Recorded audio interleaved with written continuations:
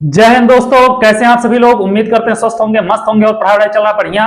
आज हम लोग देखेंगे बेटा प्रश्नावली नंबर 4 द्विघात समीकरण। बहुत ही इंपॉर्टेंट चैप्टर है।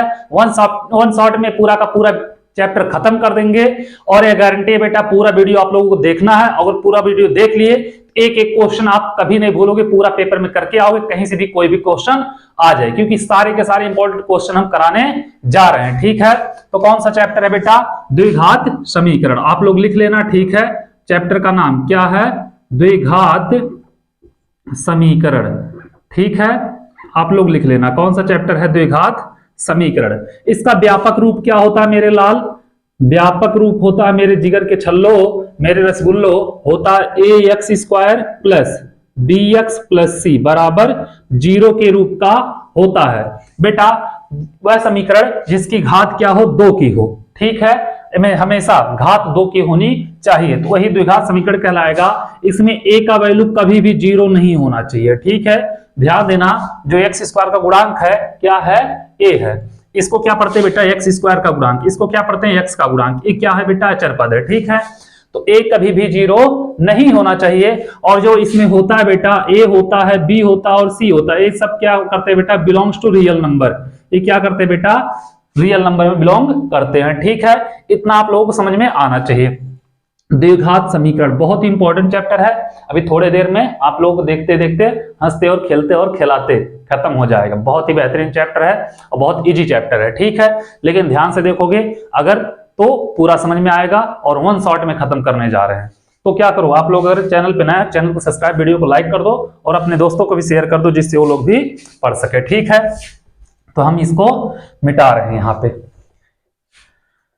आजा बेटा क्वेश्चन देखते हैं क्या कह रहा है। जांच कीजिए निम्न द्विघात समीकरण है। तो बेटा द्विघात समीकरण जांच करना है, कोई बात नहीं, अच्छी बात है, जांच कर लोगे आप लोग। उसमें क्या होगा बाबू? अगर समीकरण में एक्स स्क्वायर आ रहा है तो द्विघात समीकरण है, नहीं आ रहा है, उससे बड़ी घात आ रही है या छोटी आ रही है तो नहीं होगा। ठीक है, तो पहला दिया एक्स प्लस 1 का होल स्क्वायर। पहला क्वेश्चन बेटा इसमें क्या दिया है? द्विघात समीकरण जांच करना है। ठीक है, अब इसमें दिया बाबू पहला x प्लस 1 का होल स्क्वायर, और क्या दिया बाबू? बराबर 2 इंटू एक्स माइनस 3। अब बताना बाबू यह द्विघात समीकरण है कि नहीं? अब बताओ मेरे रसगुल्लो, मेरे जिगर के छल्लो, है कि नहीं है? तो देखना बेटा x प्लस 1 मतलब क्या है?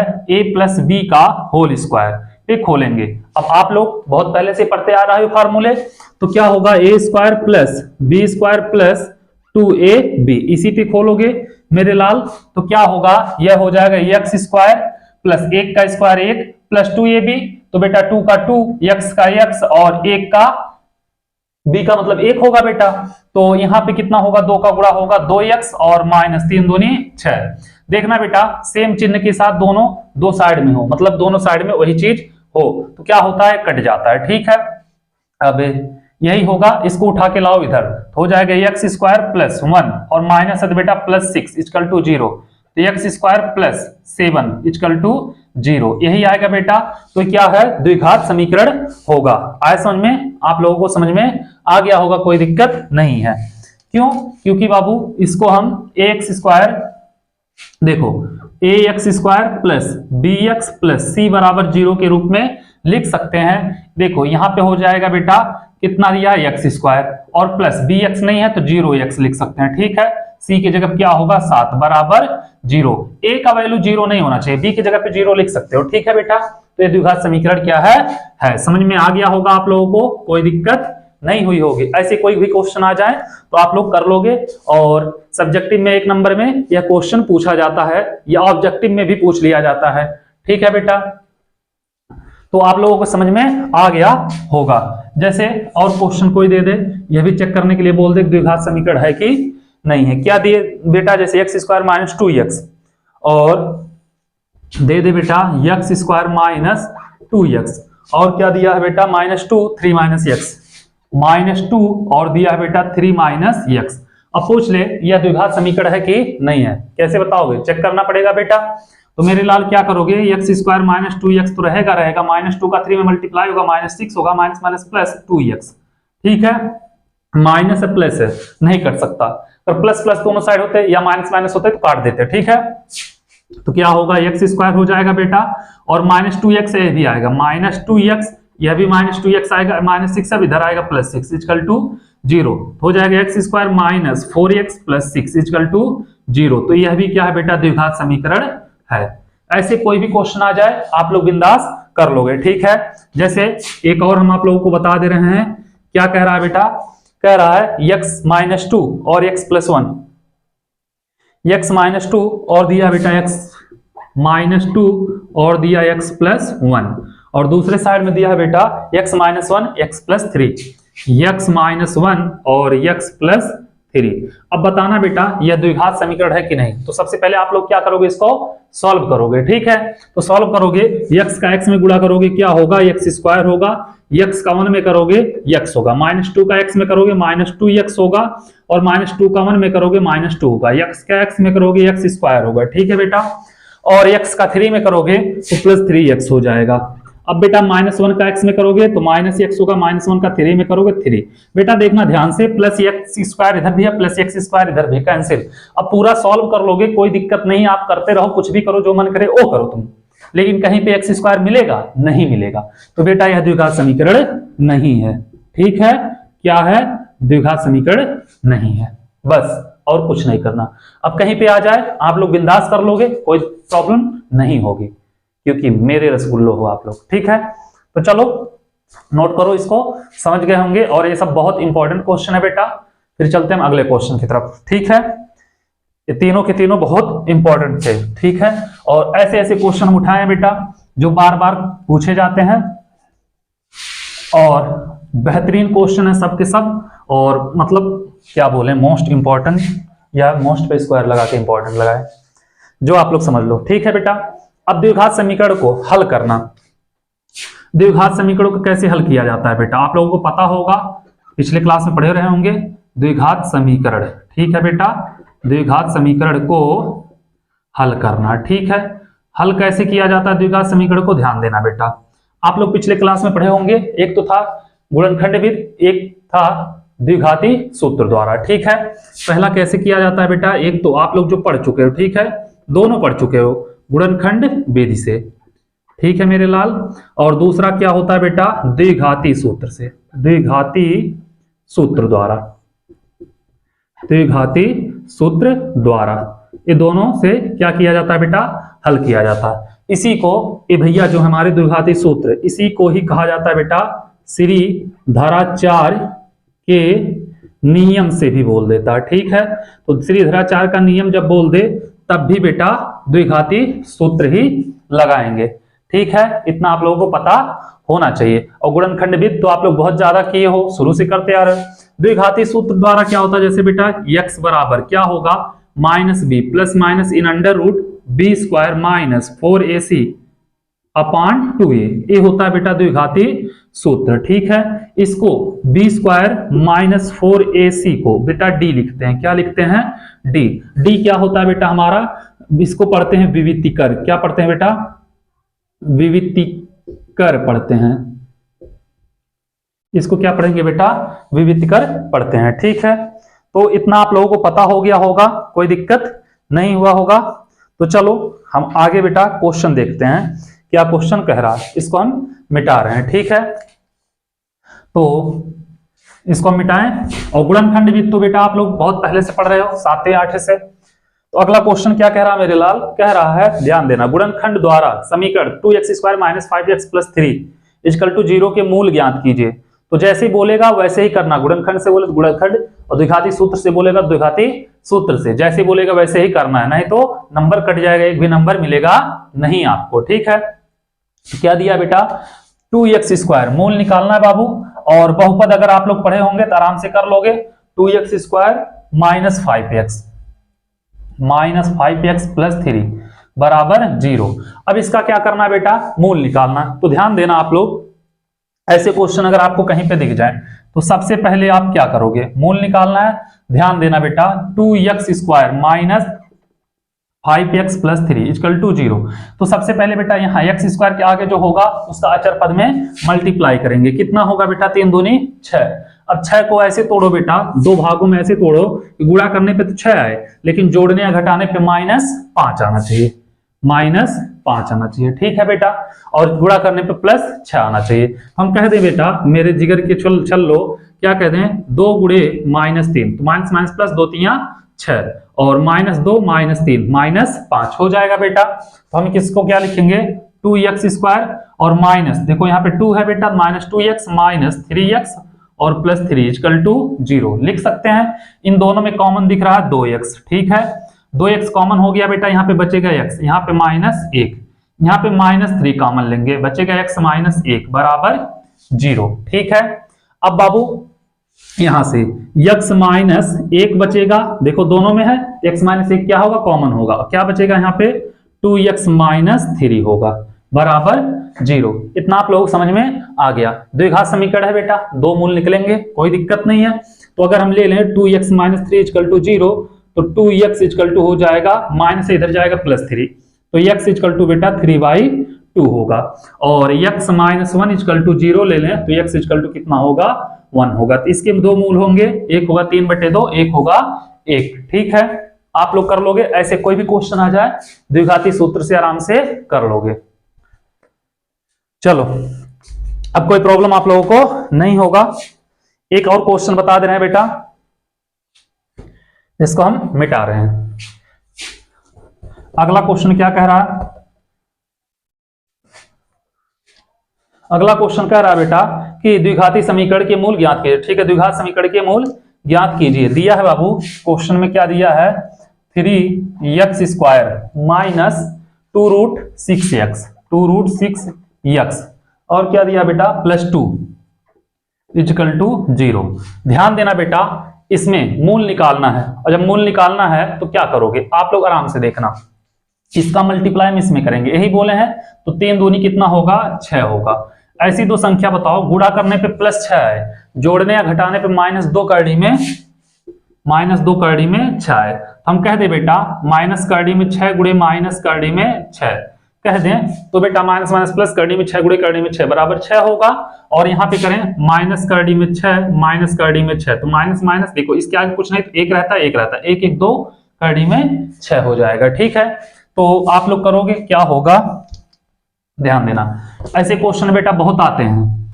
3x² यहाँ पे आ जाएगा बेटा माइनस करड़ी में 6x, यहाँ पे माइनस करड़ी में 6x और +2 बराबर 0 कर लोगे बाबू। इसको ध्यान देना, इसको हम क्या लिख सकते हैं, 3 को लिख सकते हैं करड़ी में 3 लिख सकते हैं, करड़ी में 3 x² है तो x²। ठीक है, इसको लिख सकते हैं बेटा करड़ी में 3 गुणे करड़ी में 2x। ठीक है, इसको भी लिख सकते हैं करड़ी में 3 गुणे करड़ी में 2x प्लस इसको लिख सकते हैं बेटा करड़ी में 2 गुणे करड़ी में 2 बराबर 0।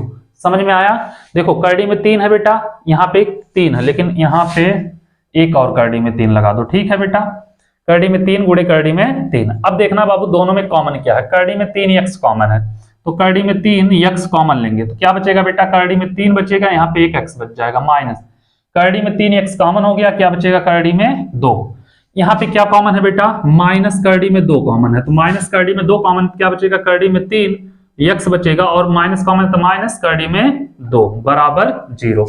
इतना समझ में आया, दोनों सेम आना चाहिए, नहीं तो कहीं ना कहीं गलत हुआ रहता है। ठीक है बेटा, तो ये देखो दोनों में कॉमन है क्या, करड़ी में 3x माइनस करड़ी में 2, क्या बचेगा बेटा करड़ी में 3x माइनस करड़ी में 2 बराबर 0। सेम चीज आ रहा है बाबू, क्या होगा अगर हम करड़ी में 3x माइनस करड़ी में 2 बराबर 0 लिखें तो क्या होगा बेटा, करड़ी में 3x बराबर करड़ी में 2, तो x बराबर करड़ी में 3 बटे करड़ी में 2 बटे करड़ी में 3, यही होगा बेटा, यही हो जाएगा इसका मूल। ठीक है, दो मूल होंगे तो दोनों सेम है, तो दूसरा भी यही होगा, x बराबर करड़ी में 2 बटे करड़ी में 3, दोनों मूल यही होंगे।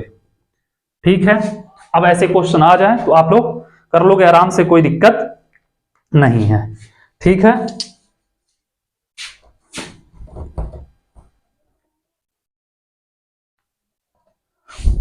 आ जाओ मेरे लाल आगे। मूलों की प्रकृति पूछ रहा है बेटा, क्या पूछ रहा है, मूलों की प्रकृति। तो मूलों की प्रकृति क्या होती है, ध्यान देना बेटा, मूलों का प्रकृति, मूलों का प्रकृति क्या से निकालते हैं बेटा, हमें पता होना चाहिए डी विविधीकर, क्या पता होना चाहिए बेटा, डी विविधीकर पता होना चाहिए। तो डी क्या होगा, अगर बेटा ध्यान देना डी का वैल्यू 0 के बराबर आ जाए तो दो मूल बराबर होंगे। ठीक है बेटा, दो मूल बराबर व वास्तविक होंगे। ठीक है, क्या होंगे? वास्तविक होंगे। अगर डी का वैल्यू क्या हो बेटा? 0 के बराबर आ जाए। अगर डी का वैल्यू बेटा क्या हो? 0 से बड़ा हो तो दो भिन्न भिन्न मूल होंगे। क्या होंगे बेटा? दो अलग अलग मूल होंगे। और कैसे होंगे बेटा? मूल होंगे और कैसे? वास्तविक होंगे। ठीक है, बट डी का वैल्यू अगर छोटा आ जाए 0 से, मतलब माइनस में या कुछ ऐसा आ जाए तो क्या होगा बेटा? कोई मूल नहीं होगा, कोई मूल नहीं होगा। ठीक है बेटा, आए समझ में? तो हमें डी का वैल्यू निकालना है। डी का वैल्यू पता है कैसे निकलता है? डी इक्वल टू होता है b² माइनस 4ac से। ठीक है, अगर यह फार्मूला आपको पता है तुरंत डी का मान निकाल लोगे। आप लोग कर लोगे बेटा। चलो इसको हम मिटा रहे हैं, इतना आप लोग समझे होंगे। आ जाओ यहां पे, क्वेश्चन क्या कह रहा है मेरे लाल? निम्न द्विघात समीकरण के मूलों की प्रकृति ज्ञात कीजिए, यदि मूलों का अस्तित्व हो तो उन्हें ज्ञात कीजिए। अस्तित्व मतलब बेटा वास्तविक है तो अस्तित्व में है, नहीं तो नहीं है। क्या दिया बाबू? पहला 2x² minus 3x plus 5 equal to 0। क्या दिया है? 2x² minus 3x plus 5 equal to 0। अब बेटा ये पता करना अस्तित्व में है कि नहीं है, मतलब डी का वैल्यू 0 से बड़ा है या 0 के बराबर है। रहेगा तभी निकालेंगे बेटा, नहीं तो नहीं निकालेंगे। ठीक है, तो देखना सबसे पहले हम करेंगे बेटा, इसको लिखना ax² plus bx plus c बराबर 0 से क्या करने पे बेटा? तुलना करने पर। तो जब हम 0 से तुलना करेंगे मेरे लाल, 0 से नहीं इससे, तो क्या होगा? a का वैल्यू होगा 2 होगा, b का वैल्यू बेटा चिन्ह के साथ लेंगे। ठीक है, -3 होगा, c का वैल्यू 5 होगा। अब बाबू d इक्वल टू मूल चेक करने के लिए क्या होता है? b² minus 4ac। तो क्या होगा बेटा? d equal to b², b का वैल्यू -3 है तो -3 का स्क्वायर माइनस 4 इंटू a का वैल्यू कितना है बेटा? 2 है, 2 हो जाएगा। और c का वैल्यू कितना है बेटा? c का वैल्यू कितना है? 5 है। करोगे बेटा d इक्वल टू माइनस का स्क्वायर प्लस 3 का बेटा 9 माइनस 5 चौक के 20 दूनी 40, तो d बराबर कितना आ गया बेटा? 31। तो -31 आ गया बेटा, तो क्या है? d का मान ऋणात्मक है। लिख देना बेटा, d का मान ऋणात्मक है, अतः यह अस्तित्व में नहीं है बेटा, अस्तित्व में नहीं है। आया समझ में? ये लिख दोगे, बात खत्म। कोई हल ज्ञात नहीं करना। जब अस्तित्व में ही नहीं है तो क्या हल निकालोगे? ठीक है बेटा, और जब अस्तित्व में होता तो हल निकालते हैं। इसको हम मिटाएं कि आगे बता दे? क्वेश्चन और बता दे रहे हैं। ठीक है बाबू, दूसरा क्वेश्चन क्या कह रहा है देखना ध्यान से।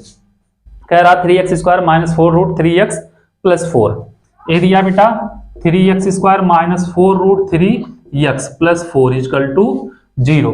यही दिया मेरे लाल, मेरे जिगर के छल्लो। ये पता करना पहले, मूल निकालने से पहले, कि अस्तित्व में है कि नहीं है। तो उसके लिए क्या करोगे बाबू? सबसे पहले ax² plus bx plus c बराबर 0 से क्या करोगे बाबू? तुलना करने पर। तो जब तुलना करोगे बेटा, a का वैल्यू कितना आएगा? 3 आएगा, b का वैल्यू -4 रूट 3 और c का वैल्यू कितना होगा बेटा? 4 होगा। d इक्वल टू हम जानते हैं b² माइनस 4ac, तो d इक्वल टू b का वैल्यू बेटा -4 अंडर रूट 3 का स्क्वायर -4, a का वैल्यू बेटा 3, c का 4 है। यही है, तो d इक्वल टू माइनस का स्क्वायर प्लस 4 का स्क्वायर 16। ठीक है, और कड़ी में 3 का 3, -4 चौक के 16 3 48, तो d इक्वल टू बेटा 48 माइनस 48 मतलब 0। तो 0 आ गया बेटा, तो दो बराबर मूल होंगे। ठीक है, तो दो बराबर मूल होंगे, तो उसके लिए बेटा हमें निकालना पड़ेगा। d का वैल्यू जब 0 आता है दो बराबर मूल होते हैं, और 0 से बड़ा आता है तो भिन्न भिन्न, और 0 से माइनस मतलब कम आता है तो कोई मूल नहीं होता, अस्तित्व में नहीं होता। तो ये क्या है बेटा? अस्तित्व में है। ठीक है, अस्तित्व में है। आया समझ में? चलो निकाल लो मूल बेटा। तो x इक्वल टू क्या होगा? -b plus minus in under root, या तो b² माइनस 4ac लिखो बेटा, या डायरेक्ट d लिख दो। ठीक है, अपान 2a, कोई दिक्कत नहीं है, कुछ भी लिखो। तो माइनस बी बेटा, माइनस और माइनस बी, बी का वैल्यू यहीं पे हम लोग निकाले थे -4√3, तो क्या होगा -4√3 और plus minus in under root D का वैल्यू कितना आया बेटा 0 आया ना, अपॉन 2 ए का वैल्यू कितना है बेटा 3 है। इतना कर लोगे तो आ जाओ यहाँ पे minus minus plus 4√3 upon 2 into 3, ये सब खत्म है बेटा, 2 दूनी 4, तो x इक्वल टू 2√3 अपॉन 3, इसके बेटा यही मूल हो जाएंगे। ठीक है, इसका यही मूल होगा। आया समझ में आप लोगों को? कोई दिक्कत नहीं होगा तो आप लोग आराम से कर लोगे। ठीक है, इसके यही मूल होंगे 2 कड़ी में 3/2, 2 कड़ी में 3/3, 2 कड़ी में 3/3 दो बार, क्योंकि 2 वास्तविक मूल होना चाहिए। ठीक है बेटा, बराबर मूल बोले हैं तो यही होगा। ठीक है, यही बोले ना, जब 0 आता है तो क्या होगा बराबर होगा, दूसरा मूल भी यही होगा।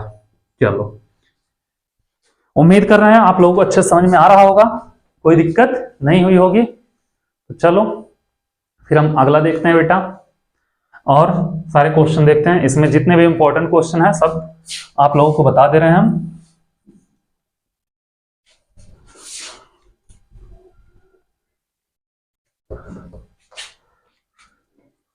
क्या कह रहा है बेटा अगला क्वेश्चन? कह रहा है 2 क्रमागत धनात्मक पूर्णांक ज्ञात कीजिए। ठीक है, 2 क्रमागत धनात्मक पूर्णांक ज्ञात कीजिए जिनके वर्गों का योग 365 है। ठीक है बेटा, 2 क्रमागत धनात्मक पूर्णांक निकालना है। तो माना पहला धनात्मक पूर्णांक बराबर बेटा x, दूसरा क्रमागत मतलब बेटा क्रम से, क्रमागत धनात्मक पूर्णांक क्या होगा बेटा, जैसे पहला 6 है तो दूसरा 6 + 1 7 होगा, इसमें पहला x है दूसरा x + 1 हो जाएगा बेटा। अब क्या कहा है, दोनों के वर्गों का योग 365 है। वर्गों का मतलब बेटा दोनों का स्क्वायर का योग मतलब जोड़ दो बराबर 365। ठीक है, तो क्या कहा इसमें बेटा, तो निकालना। चलो ठीक है बेटा, प्रश्नानुसार लिखना। प्रश्नानुसार क्या होगा बेटा, x² + x + 1 का होल स्क्वायर बराबर 365। अब बाबू x का तो x² ही रहेगा, प्लस यहाँ पे x² + 1 कॉमन, और यहाँ पे हो जाएगा बेटा 2x = 365। बेटा इसको इधर लाओ, 2 का x² और प्लस 2x होगा, ये जाएगा 365 - 1, तो 2x² + 2x और ये बेटा 364। अगर हम 2 कॉमन ले लें बेटा, 2 कॉमन ले लें तो x² + x बराबर 364, x² + x बराबर 364/2, 2 एकम 2, 2 8 16, 2 दूनी 4, 182 हो जाएगा। ठीक है, आ जाओ बेटा, दोनों संख्या निकालना हमें, पहला और दूसरा। तो क्या करेंगे हम यहां से x² + x + 182 बराबर 0। अब बेटा 182 को ऐसे 2 भागों में तोड़ो, गुणा करने पे 182 आए, जोड़ने या घटाने पे 1 आए, x के आगे कुछ नहीं है तो मतलब क्या है 1 है। आप लोग तोड़ लेना। ठीक है, ना टूटे तो गुणनखंड कर देना, 2 से 2 9 18, 2 एकम 2 बेटा, 7 से 13 7 91, 13 एकम 13, तो बेटा 7 दूनी 14 और 13, 14 और 13 में अंतर 1 का होता है। ठीक है, क्या होगा x² + 14x + 13x + 182 बराबर 0। दोनों में क्या कॉमन होगा बाबू, x कॉमन होगा, तो x + 14 होगा। 1 मिनट बेटा, सब प्लस में ही है, कुछ गड़बड़ हुआ है। हाँ, ये बेटा 182 इधर था तभी तो, इधर आएगा बाबू माइनस में होगा। ठीक है, इधर आएगा माइनस में होगा, ये माइनस में होगा बेटा, तो यह भी माइनस में होगा। अब बाबू यहां से देखना ध्यान से, क्योंकि इसको पक्षांतर करेंगे माइनस में होगा। ठीक है बेटा, तो +14 - 13 होगा ना, गलत हो, प्लस प्लस कर रहे थे 14 13 27 हो जाता, गलत था बेटा। यहां से -13 कॉमन ले लेंगे तो कितना बचेगा, यहाँ पे x और माइनस कॉमन है तो +14 बराबर 0। दोनों में कॉमन है बेटा, x + 14 बचेगा, x - 13 बराबर 0। तो x + 14 बराबर 0 बेटा, तो x बराबर -14, ये धनात्मक पूर्णांक नहीं है। ठीक है, दूसरा क्या है बेटा, x - 13 बराबर 0, तो x बराबर 13, तो पहला धनात्मक पूर्णांक क्या होगा बेटा 13 हो जाएगा और दूसरा होगा 13 + 1 कितना होगा 14 हो जाएगा। ठीक है, ये समझ में आया होगा आप लोगों को, कोई दिक्कत नहीं हुई होगी इस क्वेश्चन में, आप लोग आराम से इसको भी कर लोगे। तो चलो इसको नोट कर लो, फिर चलते हैं अगले क्वेश्चन पे। अगला भी बहुत इंपॉर्टेंट क्वेश्चन है बेटा, हर साल पेपर में पूछा जाता है और उसको लगाना बहुत ज्यादा जरूरी है। ठीक है, ये हर साल पेपर में पूछा जाता है।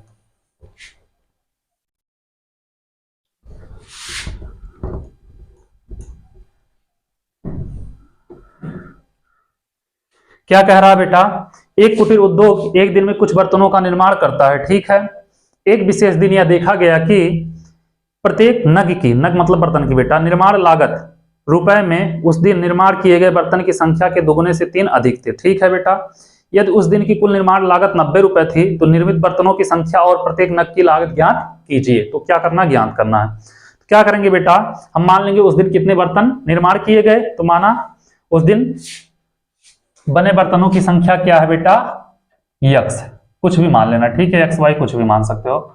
माना उस दिन बने बर्तन की संख्या बराबर बेटा x मान लोगे।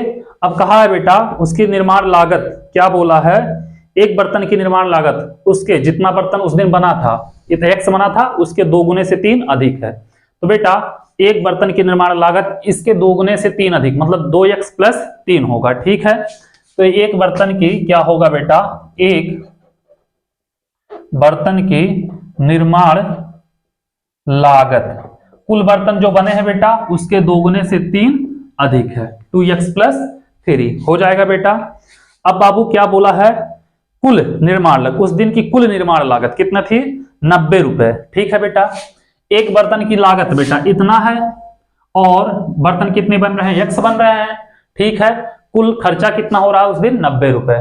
तो क्या करेंगे बेटा, इसका आपस में गुणा कर देंगे तो क्या होगा 90 के बराबर हो जाएगा। ठीक है, तो क्या होगा, कुल निर्माण लागत बराबर बेटा 90 दिया है तो कुल निर्माण लागत होगा x और 2x + 3 = 90 हो जाएगा।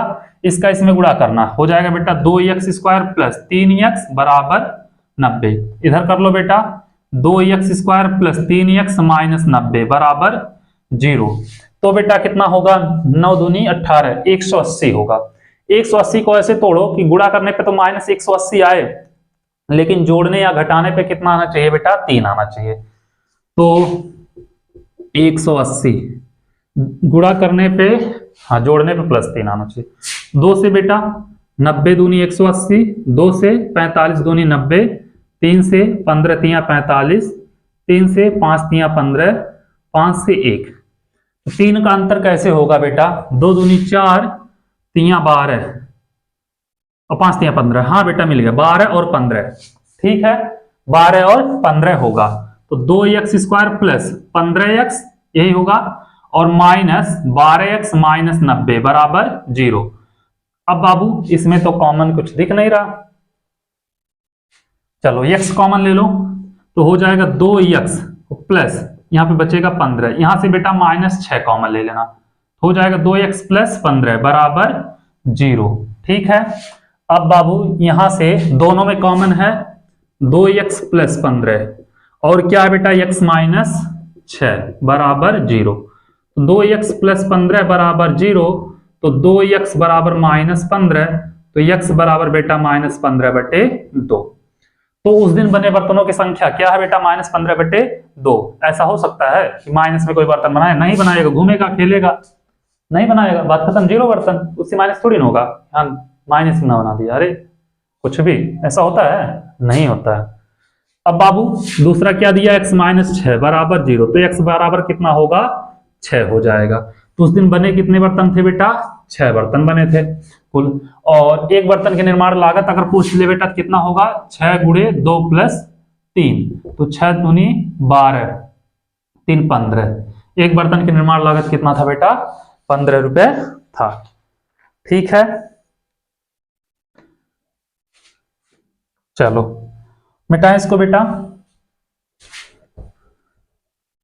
इसको हम मिटा रहे हैं।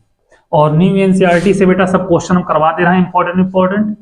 आप लोगों को सब क्वेश्चन करना है, एक बार दो बार करो कम से कम, क्योंकि छोड़ना क्वेश्चन नहीं है, आएगा तो इसी में से ही आएगा, ठीक है।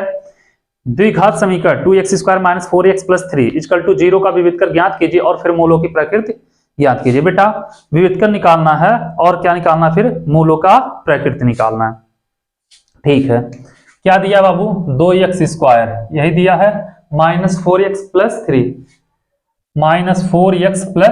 = 0। तो बेटा विविधकर निकालना, मूलों की प्रकृति निकालना है, तो उसके लिए करना ax² + bx + c = 0 से तुलना कर देना, ठीक है। तुलना करने पर, तुलना करोगे, a का वैल्यू कितना होगा बेटा 2 होगा, b का -4 होगा, c का वैल्यू बेटा 3 होगा। तो d = क्या होता है, b² - 4ac।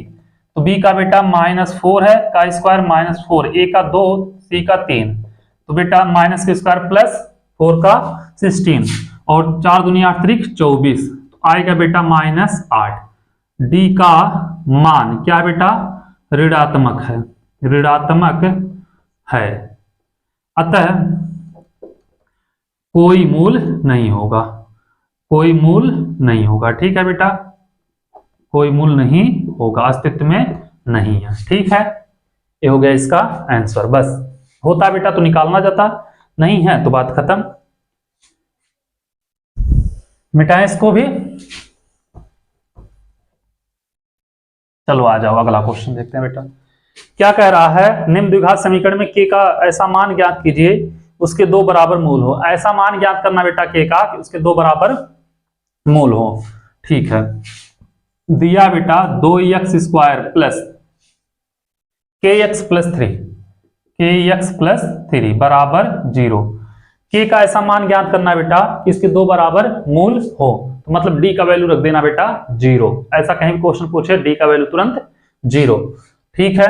तो क्या करोगे, ध्यान देना, ax² + bx + c = 0 से तुलना करने पर, तो करोगे बेटा, a का वैल्यू आएगा 2, b का वैल्यू आएगा k, c का वैल्यू आएगा बेटा 3, आ जाएगा। d = क्या होता है, b² - 4ac = क्या होता है d। d का वैल्यू रखना बेटा 0 बराबर मूल के लिए, ठीक है। 2 बराबर मूल के लिए d = 0, ठीक है बेटा। तो b² - 4ac = 0 रखेंगे, तो b का वैल्यू कितना k है, तो k² - 4, a का वैल्यू 2, c का वैल्यू 3 = 0। तो k² - 4 × 12 दूनी 24 = 0। तो k² बराबर बेटा 24, तो k = होगा ± √24। इसके दोनों मूल एक प्लस में होगा, एक माइनस में होगा, ठीक है बेटा। और बराबर बोला है बेटा तो प्लस माइनस होता है, लेकिन k का वैल्यू प्लस में 24 हो सकता है बेटा, माइनस में हो सकता है, ठीक है। ये मूल नहीं है, सॉरी, ये k का मान है, इन √24 होगा, ठीक है। अब इन √24 का वर्गमूल भी आप लोग निकाल सकते हो बेटा, क्या होगा, 6 × 4 = 24, तो 4 का 2 होता है, ठीक है। लिख सकते हैं k = ±6 × 24 ना, 2 कड़ी में 6 भी लिख सकते हैं, ये हो जाएगा इसका मान, ठीक है। आप लोग कर लोगे, कोई दिक्कत नहीं होगी। इसी प्रकार का कोई भी क्वेश्चन होगा तो आप लोग बेहतरीन तरीके से कर लोगे, समझ में आ गया होगा आप लोगों को। और हम जल्द ही आप लोगों का सब मॉडल पेपर में जितने भी क्वेश्चन आए हैं कम से कम पिछले 10-12 साल का सब सॉल्व करा देंगे। और आप लोगों से बस एक ही रिक्वेस्ट है, चैनल को जितना उसको शेयर करिए और सब्सक्राइब कराना मत भूलिएगा, ठीक है। Thank you so much.